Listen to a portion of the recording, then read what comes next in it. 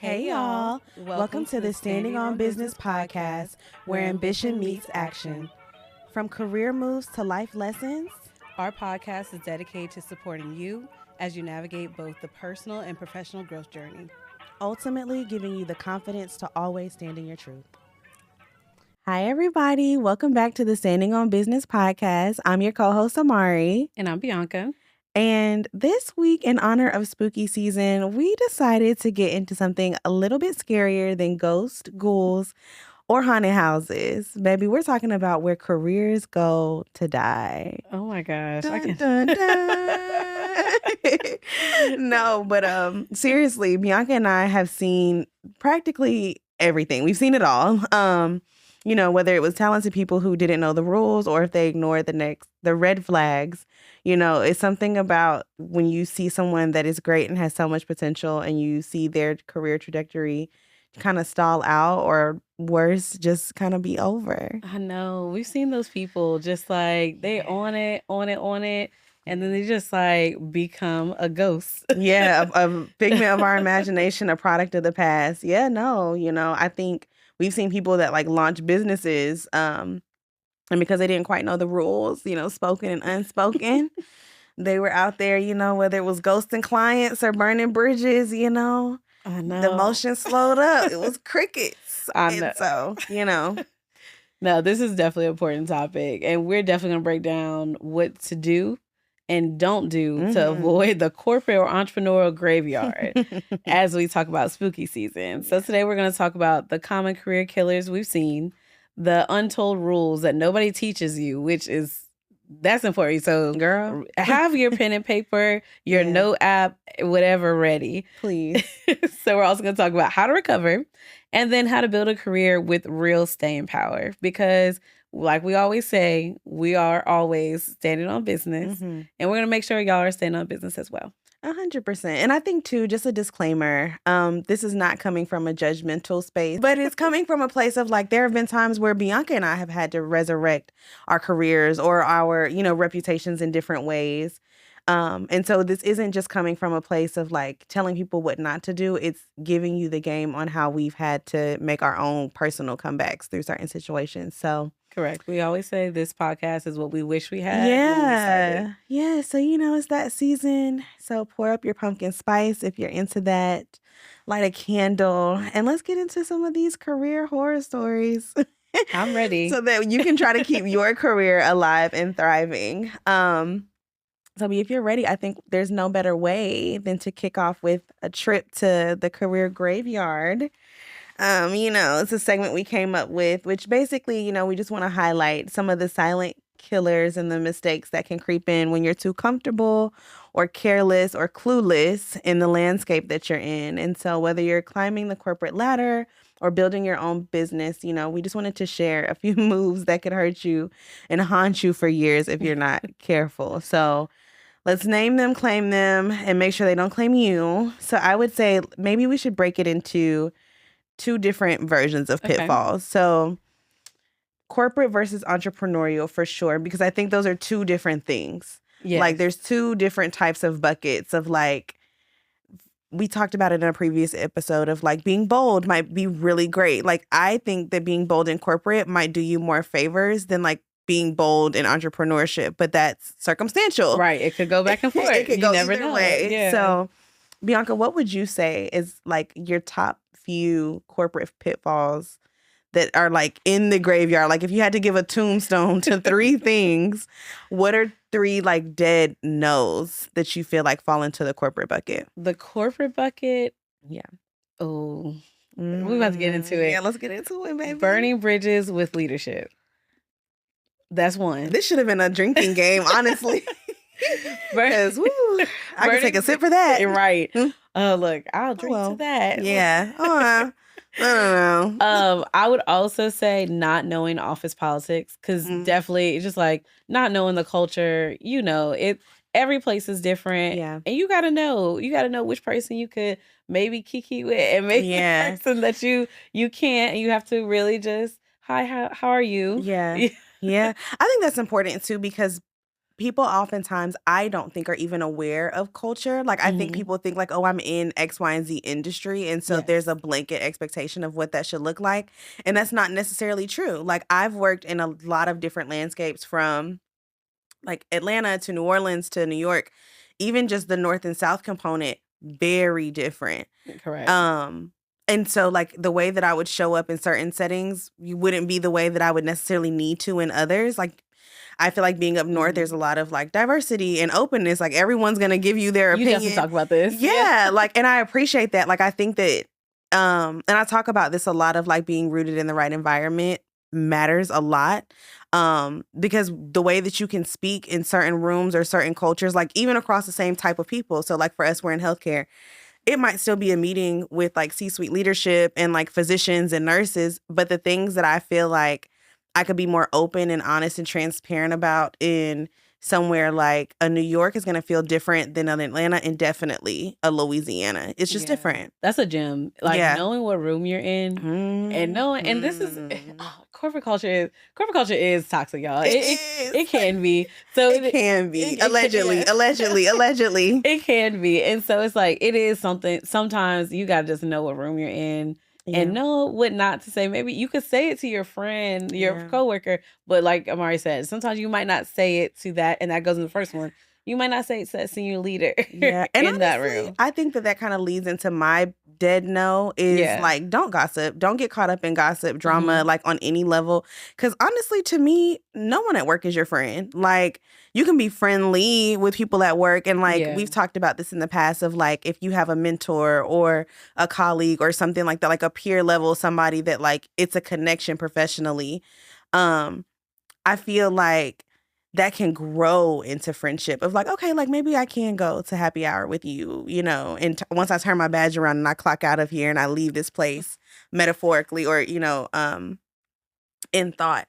But I think like there should never be a reason for you to kiki with anybody at work or laugh about anything at work. Like that's what your home group text is for, like with your friends from college or like your sister, you know, like save that for when you get off, because I just think like it does more harm than good. I think most times everything comes to the light and you don't want to be the person holding the bag or the scapegoat of like, well, Bianca said, well, Amari said, I didn't say anything. You one time is enough. No, I wasn't there for that conversation. No. And to like politics and just like culture, I feel like how you said regions are different. Because I feel like in New Orleans, and you've been in New Orleans, you worked in New Orleans, we're such a 5 to 9 off of work. Like y'all live for like the dash. It's not about like, oh, the weekend, like we're gonna go out Saturday or Sunday. It's like, oh, it's Tuesday night, it's Thursday, we're having fun. Yes, and it's just like so many connections and like I guess such a, I don't know, social culture that New Orleans is. It's like you have to be very careful, even more so because you don't know who anybody knows or who they're related to, especially down there. Oh my gosh, you never know. I know, because that's my cousin. Oh yeah, that's somebody's culture. Yeah, somebody's cousin. That's my cousin. Because the culture is so like social, and it's like, okay, well, they might invite you to golf. They might invite you to their I don't know, their birthday party, and it's like you have to have discernment of where to show up and how you show up in those spaces. So I think those are some good corporate pitfalls. I agree. I think another thing that I want to add lightly to that, because it kind of segues us into the entrepreneurial piece, but failing to build cross-functional relationships. Yes. I think if that is something that you take heed to or are mindful of, you can avoid what you just said, because if you're mixed in different groups, you get a larger landscape and like viewpoint of like, oh, this is how these like social settings work, or like this person's connected to that person. You know, it's like you get to see that before you have the bump in the of like, oh, like this is your daughter that I just said was like so rude and mean, and like you love this person dearly and they're actually a mini you know, like before I stuck my foot in my mouth, did you do your homework to know the mom and the daughter, you know, are in a junior league or are in like a certain sorority, you know? So I think just diversifying your relationships is super helpful, because also too, you don't want to be typecast as just one version of a person. No, for real. And like, I feel like people, and I don't want to be like generational, but I feel like, get into it. You know how one of our friends say the Gen Zers. Oh Lord. That girl is so ageist. The Let Gen somebody call Zers. her a millennial or a Gen X, a boomer. Yes, but no, sometimes I think we as you go through and like you're in a corporate setting and you spend a few years there, you see like, the new class come in. Yeah. And sometimes when they don't come ask like how you said, they don't build that cross-functional relationship. And then it's like, well, we're have open arms. Like, yeah, I would be able to help you so much if you were just like respectful and reached out. Yeah. Yeah. And so sometimes, like just Mari said, like you gotta reach out to that person that was definitely, if they've been in your position before. Yeah. That's a gem. And really ask them what should I know about XYZ person, so you don't end up burning those bridges or being a part of this list. Yeah. No, I think on the entrepreneur side, that looks like maintaining good relationships. Because again, there's a difference, right? Of like how you just said, like in corporate, it's about having good cross-functional relationships. But on the entrepreneur side, that's client relationships. Like, it's not like this is your colleague and someone that's like, oh, we're contributing to this like mission or vision or whatever. No, we are in a directly transactional relationship, and this needs to go well. And I think going back to not getting caught up in drama or like gossip, I think that that's important.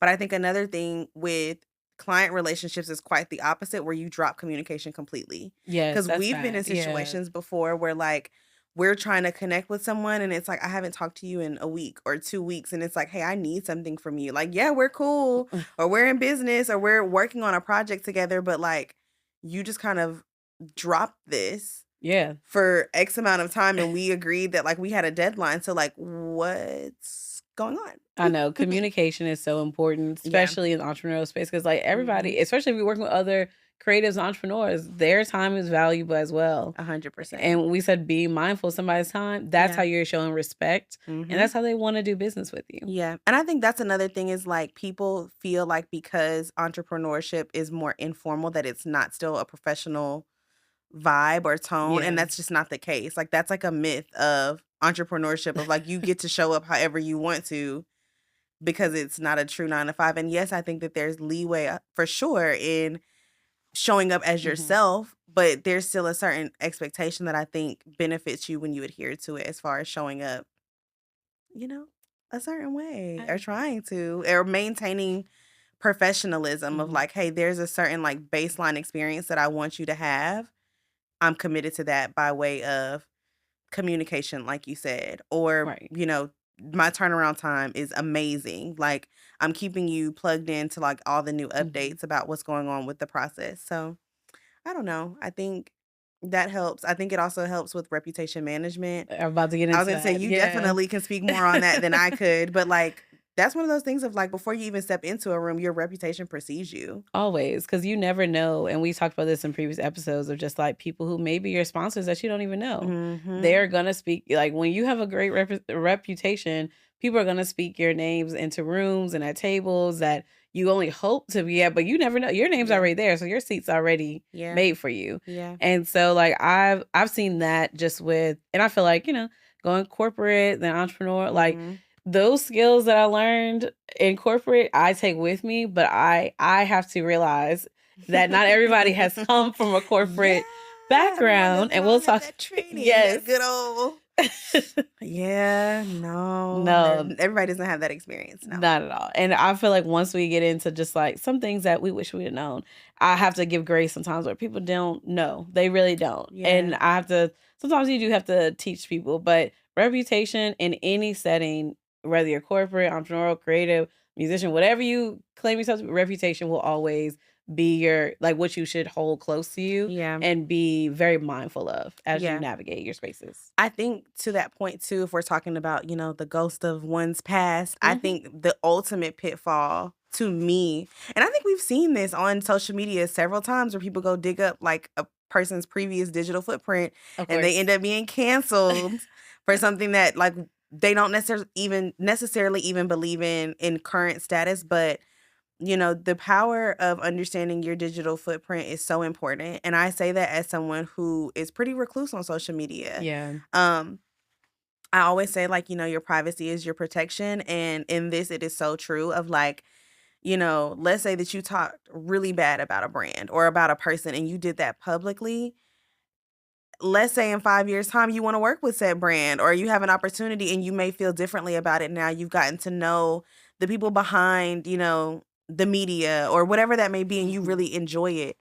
Or going back to what we said like earlier, like that's somebody's cousin that like now you are very fond of. Like if ever you want to collaborate and they do a background check, whether that's truly legal and like they go pull your record, or if it's like, hey, like let me just check your card and they're on your Twitter or your Instagram or a TikTok and you've just been bashing them, like that's just not a good look. Not at all. And then even that goes with your brand too. Yeah. I've talked about extensively in previous episodes, just like being brand ready. Yeah. As far as like you talk about working with other brands, like is your business page, not even your personal page, is your business page up to par? Like is your digital footprint, is it clear? Do you have like, the music, is it too much cursing in it? Is it, does it really represent, is it hurting your reputation? Is it you might have been posting some wild things before you made it a business page? All those things go into digital for all the stuff we talked about. 100%. No, and I feel like that really goes into mastering what your fundamentals are. Because I think in the creative space or the entrepreneurial space, oftentimes you can get so caught up in chasing trends or like what's popping or what's popular. We touched on this a little bit with our episode with Saray with social media managing at the Skim of like how she feels like she's always on because she's having to keep up with the current trends in social media. I feel that. Yeah. But it's like, at what point are you creating a differential piece for yourself with your brand and mastering like the fundamentals before trying to like ride the wave? I think that's really important in entrepreneurship too. I agree. Knowing like even like to your point of brand alignment, it's like what is your brand? And how true are you sticking to the code and the like genetic DNA of whatever you created? I know, and some people it gets murky because they might be like, "I wanted my brand to be like, but can't get mad if a certain another brand who may have certain standards and values, it doesn't align." So I think those are all good things that lead us into like those untold rules that that they didn't teach us that still matter. Yeah. So I think we could stick with the theme of just kind of breaking it into corporate and entrepreneurship. I would love to hear from you. What are some untold rules in corporate that you feel like you learned and that you wish they would have taught you earlier? I mean, I think it can be double-sided, but I think something that does not get talked about enough and is like, ooh, when you do talk about it, is executive presence being key. I think when I first started to go into executive spaces and rooms and environments, I took what was given to me in black and white as what my expectations should be of like, these people are here to help you learn and they want you to grow and they're invested in you and all these things. And I walked into a lot of rooms very wide-eyed and bushy-tailed and ready to ask a question and just very eager. And I think that can translate so many different ways. But I use that example because really all your behavior in those spaces is somewhat evaluated if we're being honest. Whether it's you being too timid or not asking enough questions, or if you're speaking every time someone opens the floor. It's having to find that balance of why am I in this room? What's the purpose of this room even being put together? Am I here to just observe and pay attention to the dynamics that are happening? Am I here to offer input and insight and showcase what I've learned? Do I know how to like not fangirl because I'm sitting next to a CEO, like all of those things? Or like, how do I look engaged? Like I might be on my phone taking notes, but is the better way to do that having a notepad and paper and a pen, like same thing being done, but how is it being received? And I think that was just something that I was never really mindful of prior to, because I walked into that room thinking like, oh, these people want to help me. And like, while that may have been true, I needed to showcase to them that I was doing the work to make them want to invest in me. Right. If that makes sense. No. And that's like a phrase, or I guess 2 words, executive presence, that I feel like needs to be taught. Like we're saying this now, like just needs to be taught earlier. Because like to your point of, I think we end up getting a book about executive presence. Like, oh wow, maybe our first year of the must be fellowship. nice. Glad you got the memo, the tip. I know y'all came during COVID. I'm so sorry. But it definitely is something in a phrase that is something that's looked at in every aspect of whether you're going to leadership or going to a new role, and nobody says it, right? And it's more so a lot of people are like, and they like, I don't know how they did it for y'all class, but for the fellowship, we were not judged, but like for our evaluation, executive presence was a section. And so quarterly, when we were meeting with our mentor, like we talk about that and how to get better. And it's like a lot of times it would be speaking. Like I remember we had some random presentation one time. Yeah. And it was all about us. And it was like really, it was nothing to do with like, one, they got to know us, but two was all about how can we build their executive presence. So, and I think you named a very important piece of it, of like the word and the term and like the phrase of executive presence being the opportunity, because that can be confused with, like you just said, public speaking or like public presence. And it is a similar but different. Yeah. And I think it's important for people to really kind of hone in on studying what is good executive presence. Because I think that that's something, it's like having manners in corporate. Like whether you're with a CEO or if you're with another manager or like with a supervisor or with your VP or director, whatever the case may be, having good executive presence is something that is transcending. Like it carries well in any room at any level. And it's all of those things we talked about, because it's like it's a combination. Yeah. I know. And then to that, I know we talked about just how we think about timing, and we talk about time a lot. Girl. And I think that is another untold rule.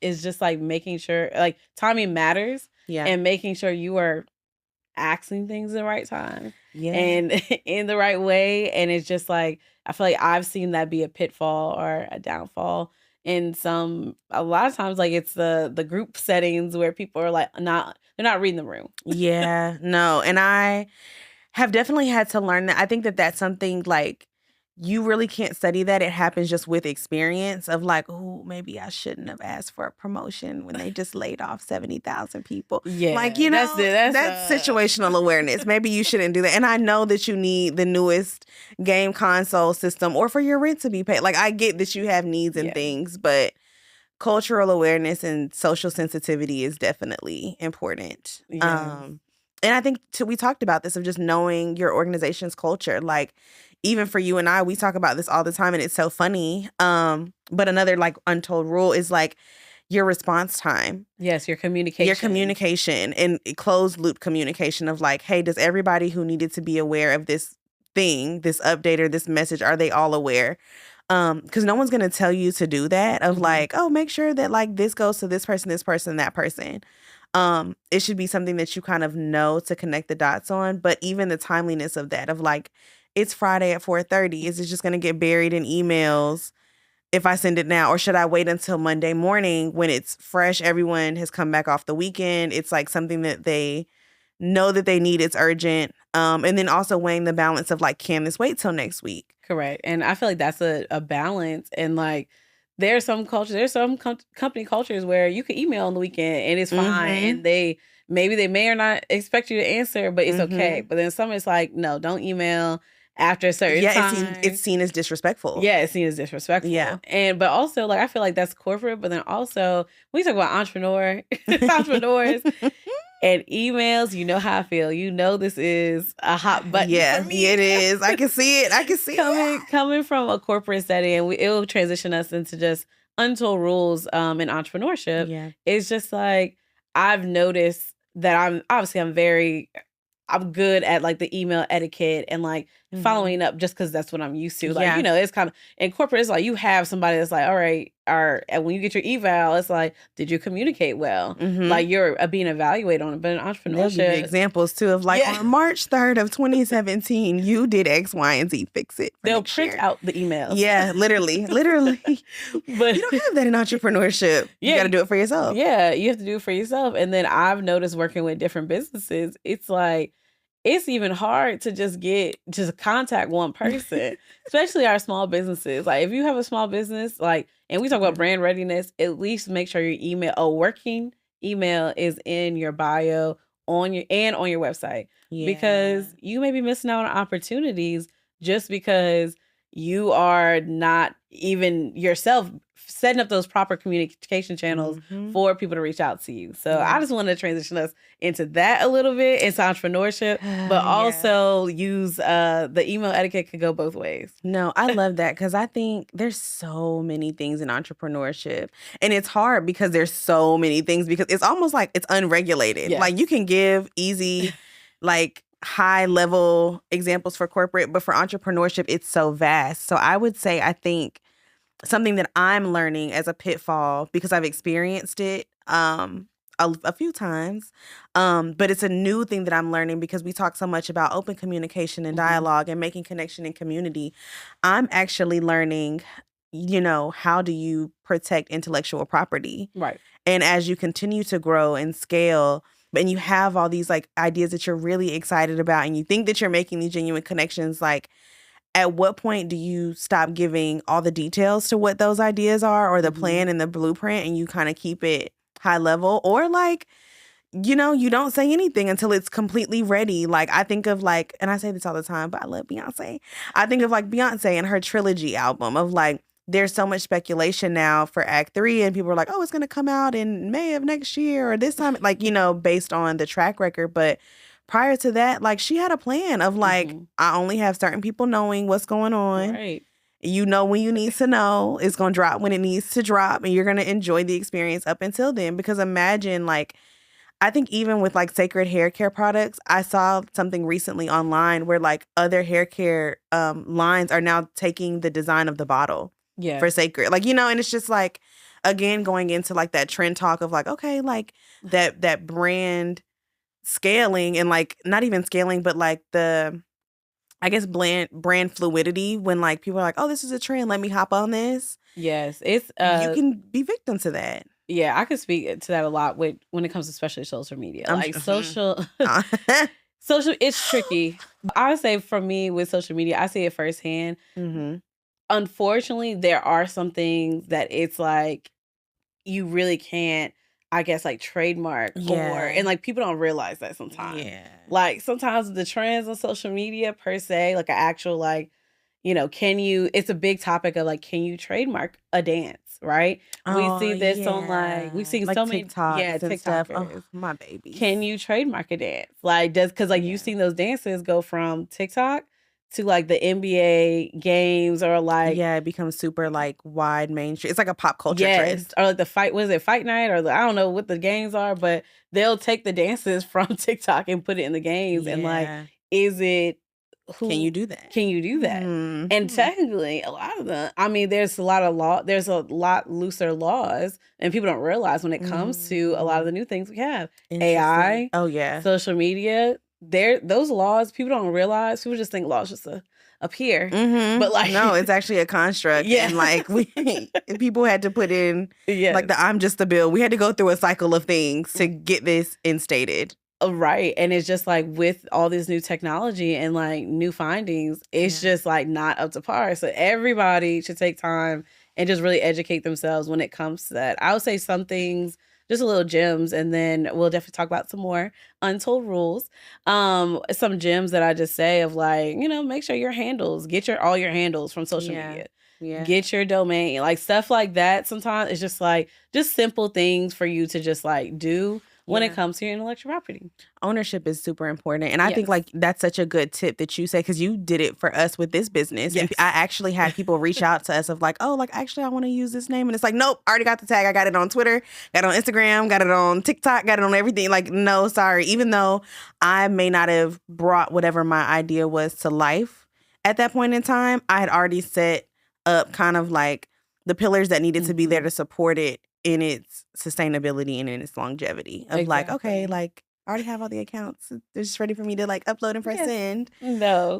And I think another thing that you highlight or kind of touch on a little bit that I want to get more specific in or drill down into is honoring your contracts and any NDAs. Like one, just knowing how contracts work and like what are the stipulations in your contract, and adhering to them, because you might just be in breach and then whatever you thought was your deal is like gone now.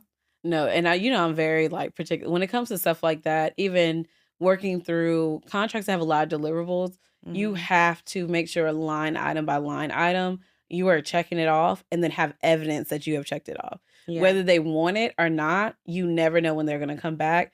And then also with NDAs, please honor those NDAs, y'all. Especially if people will come for you if you not honor your NDAs. Especially like me working in like more the media space, but with entertainment and music and stuff. That, it's usually just embargo. So usually, it'll come out eventually. But it's like, don't be the one that it's your reputation is that you're the one that tells. A messy Maya. Yeah. Rest in peace, Messy Maya. But it comes out. Yes, you're the one that tells everybody, and you just sign an NDA, but it's like, it means no regard to you. It's just a formality. It's not actual real because you can't hold up to your end of the bargain. Yes. I think that's real. And I think, we talk a lot about like the pitfalls and things to avoid, but another thing I want to talk about is, when you've hit that uh-oh moment, because we've all been there, like Bianca and I said, like, we're not just telling this from like a we listen and we judge standpoint. We've been through some of this stuff. And so I think the good news is that just because your story may have taken a wrong turn at a certain point, it doesn't mean that it's over. And so in this next segment, we want to talk about, what does the comeback look like? What does the resurrection look like? And how do you recover from, career mistakes? Because, real ones don't stay buried. They don't. They rise. And so I think, some really high level points that I would make is like, owning up to any mistakes early. Just, if you make a mistake, if you've effed up, like, just own it. I think that's something that I can really appreciate is people who just take accountability. I feel like that's so scarce in this world, in your personal life, in your professional life, whether it's corporate or entrepreneurship or creative journey. I think it's just so important when you own what you've done. Yeah, and just like you said, it's rare. So like when you do it, people appreciate it. Yes, and like just being able to apologize and rectify a situation in the right way. Like 100%. That goes back to like a previous episode that we had on your net worth, your network being your net worth, like maintaining those relationships that are genuinely built. Like you can get past certain things if you're able to just own up and say, hey, this is what it was. Let's get all of our sentiments out. Let's leave it here and move forward. I would say into that, like with you moving forward, change the behavior. Yeah. I think that's a part of it, of being able to move on and rebuild. And I think, from there, you're just showing that improved behavior consistently and going from there. And so, yeah, I definitely would recommend that as like my top couple points for how to recover. B, do you have anything to add before you get into how we stay alive in the career place? Because we've had so much dim and grim. No, it's good. I would say a good thing, and like maybe you could just touch on it, but like when to move on and like when to like rebuild in a place. And I feel like I've seen people who have, stayed at an organization and like truly just like gone through it and stayed and have come out of it. How we'll talk about that. And then I've seen people who leave and rebuild and like flourish and, be a butterfly in both scenarios. Yeah. So I think it's important because it's like, what is best for you? And like, do you really want to stay here and, stick it out and, all the things and manage those relationships, or do you want to go build new relationships and still progress? So either way, it's all about progressing. If you don't see that you're progressing in one scenario, you may want to look at the other one. Yeah, no, I agree. And I appreciate you shedding light on that. Well, Bino, I think you gave some really great insights. And so I want to close with like a fun little game to exit us out. We love our this or that segment. And so I want to do that with like a horror like game edition of corporate versus entrepreneurship, or like spooky season things that could cause death to your career. Like, which would you choose? Which one do you think you could make it out of, the most unscathed? So on and so forth. I'm ready. I was gonna say, and if you have any that you can think of for me, let me know. Okay. But I guess to start light, would you rather be caught talking trash on a hot mic, so like your Zoom is left open, and you're just like trash talking someone on the call, or would you rather accidentally reply all to a shady email and everyone in your department have it? Accidentally reply all to a shady email because you can recall it. I would choose this is super like this is bad. This is so spooky season. I would actually choose the hot mic because I feel Really? like at that point it's your word against mine and there's no documentation. This is true. I was gonna say that email, even if I retract it, it lives in IT somewhere forever. No, I think that was a good one. No. I guess for you, would you rather miss an important client meeting or have your biggest competitor copy your idea? I have missed important client meetings before, and well, like I've been late, and I hate that feeling. Like I'm such a stickler for professionalism. Like something like that would truly be a nightmare for me and keep me up at night. Um, and so I would definitely say have my big idea stolen by a competitor because I also feel like if you're stealing from me, I'm doing something right. Yes. And if I could think about this, I can think about something new that's bigger and better. And it also lets me do some inventory and audits of like, who told? Who's the mole? You know, like, let me get you up out of here to really clean this up and then come up with something bigger and better. So I would say the idea stolen. I could rock with it. I agree because you could always, they're not you. So it's not going to be as good. Yeah. No, real. Okay. So for your next, would you rather work for a micromanager who is like constantly staying on you and like making sure that you're on track, or left alone completely in a chaotic, no manager free for all where like no one really cares about what you're doing? It's not being monitored. The latter. You know Really? this. Yeah. So I think every position I've had has been in a creative position or a new position to where nobody knew. And so we're all figuring out. So I'm used to kind of just having a very autonomous position. So I'd rather the no manager free for all. So That's crazy. I will love to ask you, Amari, would you rather work in a toxic team or launch your business with the wrong business partner? I say this all the time, but I feel like marriage and business are very comparable. Okay. Like when you're married to someone, you're in a business that you're like in with your romantic partner. Yeah. I feel like when you are in a business setting, you are with someone in a marriage that just isn't romantic. And so I feel like when you talk about marriage or picking a business partner, you're ultimately picking someone that you're going to do life with. Oh. Yeah, you know. I love you. Yes. Somebody call us partners. Someone literally called us partners not too long ago, but you're a partner, you know? Yeah. And so in that regard, it's like, I can't make any decision that would negatively impact you and at least not think that through, and vice versa. And so I think working in a toxic team, like that's a little bit easier to navigate because you know people's like typecast of like, okay, this person's a Debbie Downer, this person's inefficient, like, and you can learn to work around that and it can strengthen you versus like you being with one person, y'all are all y'all got, and that person's the wrong person. Like, no, toxic team all day, every day. Okay. No, I love what that. About you? I would say also same toxic team because I feel like you can navigate around that. Yeah. Like 100%. You could always figure something out or move jobs. Like, yeah. I think that's pretty easy to like get out of that scenario. But when it comes to business, like you said, it's such like an intimate relationship, even though you're not, it's this business, but it's still like you're with this person all the time. You're always communicating with them. I think that is harder to navigate and get out of necessarily than a toxic team. 100%. No, I love this game. This is fun. We should do this more. Yes, we should. I hope that, as listeners hear this episode, that they have learned a lot about what to avoid and how to not have their career die, because it's spooky season out here and we definitely gave y'all gems to help avoid the graveyard by moving smart. And I hope you really enjoyed this episode of Standing on Business Podcast. I'm your co-host, Bianca. And I'm your co-host, Amari. And thank you so much for listening to us. Please listen to us wherever you listen to your podcast, and also watch us on YouTube, and make sure you're following us at standingonbusiness.pod. And hope you have a great time and can't wait to have y'all listen to us at the next episode. No, so excited. Yes, please take all of the treats that we've given you this episode and don't play any tricks because, we don't want you to end up in the graveyard, in the career graveyard. Not at all. Thank you guys for listening. We appreciate y'all. Thank y'all. Bye. Bye.